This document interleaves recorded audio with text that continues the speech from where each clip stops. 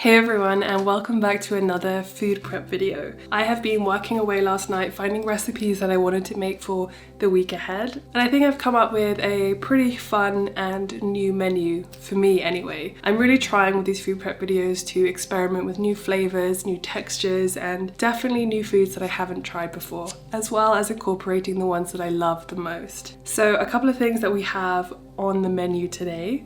We're going to be making a confit garlic hummus, as well as a white bean mash and garlic kind of aioli. Those are the things that are going under my dips section. For breads and grains, I'm going to be making some herby rice and some mini focaccias, but I'm making the focaccias in the specific shape of a little loaf tin, so they'd be perfect sandwich size. This means I'm going to be halving my focaccia recipe, and I'll put all of the ingredients on the screen as I am showing you how to make those.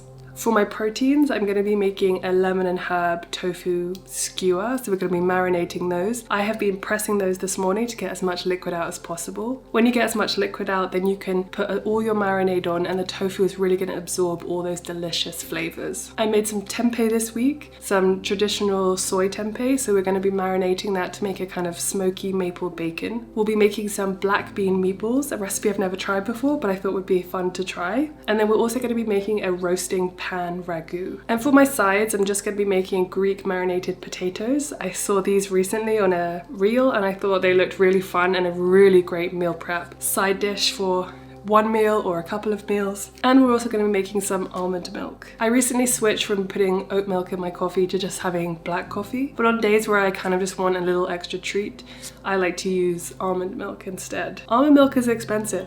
Milks from supermarkets in the US are pretty expensive, so I thought we would just make some today. I've also been working on a cultured almond cheese that I have been culturing for the last few days and has actually been aging in the fridge. So I thought it'd be fun to take that out and show you what that's looking like. I've never made a cultured cheese before, so that was a really fun experiment. If you'd like to know how to make tempeh from scratch, I have just made a full tempeh only video how to make that at home, so I'll link that here and down below as well. Before food prepping, I always take some time to look over recipes that will keep what we're eating for the week interesting, healthy, and versatile. I'll make a plan and a grocery list, and once I've bought everything I need, I make sure to store everything correctly or optimally to prevent any food from going to waste. I find labeling and organizing food to be helpful, especially if it's headed to the freezer. Storing greens with stems in water has definitely improved the length of time the veggies are good for. And even carrots benefit from a little water bath, as this helps to prevent them from becoming soft. There are many ways to preserve your fruits and vegetables, but sometimes we are super busy and forget about what's in our fridge, and having more time to ensure those foods don't go bad prematurely is a must. VeggieFresh is a tool I've been trying out for the past few weeks that lets us do just that. I'm a constant proponent of doing what you can with what you have available to you, and sometimes we need a little extra help to reduce our waste. I put these radishes in the drawer with the VeggieFresh packet for the past few weeks to see if it would retain its crunch, despite having been forgotten about. And I was very pleasantly surprised. Ethylene gas is one of the major culprits of food spoilage. It's a naturally occurring plant hormone produced by many fruits and vegetables. It signals to the surrounding produce that it's time to ripen, and this accelerates the aging process in nearby fruits and vegetables as well. This creates a cyclical cascade. As one fruit or vegetable begins to ripen, it releases ethylene gas, which encourages other nearby produce to start the ripening process as well. We've all had those bananas that suddenly ripened every other fruit in the bowl all at once, and suddenly we had to make banana bread. When this cycle is left unchecked, fruits and vegetables can spoil very quickly, which in this economy feels like money down the drain. VeggieFresh helps to control the release of ethylene gas so that our food doesn't spoil before we're able to eat it. It's super simple to use, and you can make the most out of your veggies so that nothing goes to waste. If you'd like to learn more, please check out the link in the description. I will definitely be continuing to use this. Another way I like to prep whilst preventing food waste is to actually mince garlic and ginger together and freeze them in cubes. I tend to use a 6 cloves to 1 thumb of ginger measurement and freeze them in my super cube silicone tray. These are good for at least 1 to 2 months, unless we eat them before. which to be honest, we tend to. Okay, let's get started on the focaccia. I've already put the chickpeas in the Instant Pot. I soaked them overnight, and once they're done, we'll put the white beans in the Instant Pot. Those are going to be my 2 dips. Okay, so this focaccia recipe is really simple. You're just going to be using 257 grams of bread flour, 240 grams of water, 5 grams of salt, 5 grams of instant yeast, and then I like to just use some Italian seasoning. I would use about 2 to 5 grams. The focaccia dough is ready now. It's going to look very wet and that's okay. We're going to put a lid on it, put it to the side for half an hour and then do some stretch and folds. We'll do this every half an hour for 2 hours, which means we'll do 4 stretch and folds in total. Put it in the pots that we're going to bake it in and then we'll bake them. The stretch and folds are so easy. Don't worry too much. Just be nice and gentle. Pull it up and then fold it over. That's all it is. Once you've done that 4 times, then you're going to shape it and put it into your tins. Allow it to rise for maybe another hour. Add some olive oil, put your dimples in, put some coarse salt over the top, and then you're going to bake it in the oven. I baked it for about 30 minutes, but just look for the color to make sure that you're happy with what it's looking like. And that's it. It's super simple. Next, I made some maple tempeh bacon. I'll put the recipe on the screen now. It's really easy. You're just adding all of your marinated ingredients to a pot. Give it a really good whisk just to incorporate everything. And then if you're using tempeh or tofu, I like to chop it up fairly thin, but not too thin so it holds its shape. Add it in, and then after about 24 hours marinating in the fridge, it will be super good. Next, we have our lemon and herb tofu. I wanted to try a very different kind of flavor for this week for our tofu marinade, and all I did was press it for maybe 20 to 30 minutes first, and then I chopped everything up. I just used the zest of 1 lemon and the juice of 2 lemons. I used maple syrup, olive oil, mustard, fresh coriander and fresh parsley, and then I just roughly broke up 2 blocks of tofu, put it in the marinade and mixed everything up really well. I put an airtight lid on, and then I put this in the fridge for at least 24 hours. Next, we're making marinated potatoes. I've never done this before and it was such a game changer. We're just going to parboil the potatoes for a couple of minutes and then put them in an ice bath so that they stop the cooking process. Next, we're going to put in 5 cloves of garlic, 1 tablespoon of Dijon and 1 tablespoon of whole grain mustard, about 1/3 of a cup of lemon juice, dried oregano, dried dill, sea salt, pepper, and olive oil. And that's honestly it. These will be good for about 3 days in the fridge. Next, we're making garlic confit hummus. I love making garlic confit. It is so simple, and all the ingredients in this are very simple as well. It's just chickpeas, tahini, confit garlic, some ice cubes because this makes a big difference and makes it really creamy, salt, pepper, and lemon juice. Next, we're making white bean mash. Now this is a recipe from my ortolenghi book.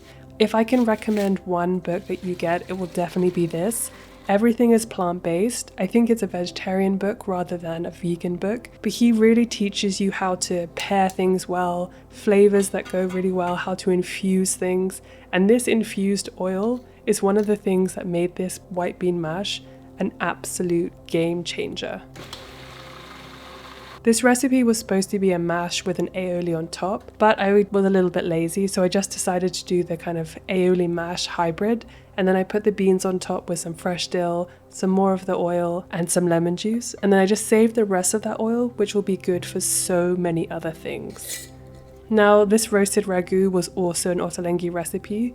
It was very straightforward. You just put absolutely everything into a food processor, all the vegetables to make them nice and small, and then you basically roasted this pan in the oven for about 40 minutes with some tomato paste, some white miso, and some cumin seeds. And once that had roasted for about 40 minutes, then we added in our lentils, our barley, our vegetable stock, soy sauce, and red wine.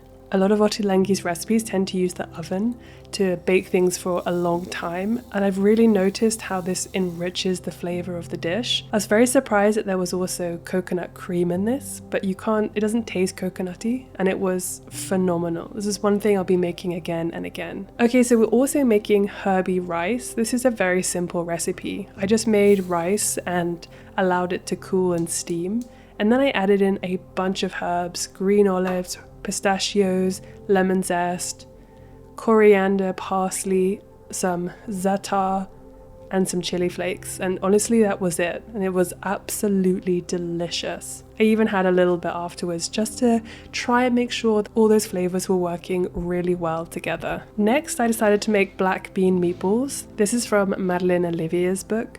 I've seen her make these a couple of times on her page, so I thought, I've never tried making something like this before. This would probably be delicious. And I really like how simple and straightforward her recipes are. So I just added everything to a food processor after I had cooked the onions and the garlic. And I made some fresh breadcrumbs as well. And once I had minced everything together, then I just shaped the black beans into, well, meatballs. I got about 15. I'm always really bad at making sure that they're all the same size. But I put these in the fridge afterwards, and these will definitely be good for at least a few days. But I reckon that these could freeze really well, to be honest. Good morning. I ran out of time yesterday, so we're making our almond milk this morning. These almonds have been soaking for actually 2 days now because I didn't get around to doing this yesterday, but you only need to soak them for 24 hours or overnight just to make them a bit softer, especially if you don't have a high-speed blender. It just makes it so much easier for the almonds to actually become a smooth, creamy milk. I'm just going to rinse these and dump out this water. If you'll notice, there's some stuff at the bottom, which is why it's really important that you dump out the water and rinse them. So this is 2 cups of almonds, and then I'm going to add 1.5 liters of water, which is basically almost a full one of these. We'll blend it for a few minutes, make sure it's nice and thin. We'll just strain it through a cheesecloth. I don't have a nut milk bag, but if you have one of those, of course you can use that. And then I'm also going to use just 1 teaspoon of salt, or maybe just a little bit less. The salt will help to bring out the flavour of the almond whilst also helping to preserve it just slightly. But fresh almond milk or fresh milks that you make will only last a few days in the fridge, because the ones that you buy in the store have things like stabilizers, which is what makes them last so much longer. Okay, enough chat, let's rinse these and then let's make our almond milk. So after I rinsed the almonds nice and thoroughly, I just added them to my blender, as I said, added in about 1.5 liters of water, a pinch of salt, and blended for a few minutes. And then I just simply strained it through the cheesecloth. I like to take a lazy method when it comes to almond milk and just kind of let it drip down on its own before I squeeze it out later at the very end. So my almond cheese has been curing or aging in the fridge for 2 days, so I thought we could open it together and see what it's looking like. The process is similar to almond milk. I soaked the almonds overnight. I actually removed the skins, then I blended it into almond milk, separated it through like this. Then I used lemon juice to coagulate the milk. Put that through a cheesecloth so it could separate overnight into cheese curds. And then I added cultures, and then I put it in a form and allowed it to culture for about 6 days so that it would grow mold all the way around the sides, which is what happens with traditional cheese like brie or camembert. And then when I felt like it was ready, I put it in the fridge and then we aged it. So let's take a look. Now, when I tell you I was so shocked that this turned out well, it's really not an understatement. I've never made anything quite this intricate. This took me about 8 to 9 days in total.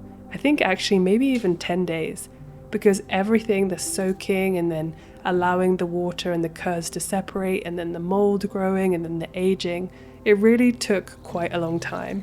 But I was honestly so surprised, and it was absolutely delicious. We'll 100% make this again. Yeah, I really hope that you enjoyed this food prep video. If you did, please give it a thumbs up and consider subscribing, as it really supports my channel. And as just a quick reminder, if you want to try Veggie Fresh, you can get 50% off your first month's order using the link in the description. So be sure to check it out. Okay, that's it. Thank you so much for watching. I really appreciate it. And I'll see you next time. Okay, bye.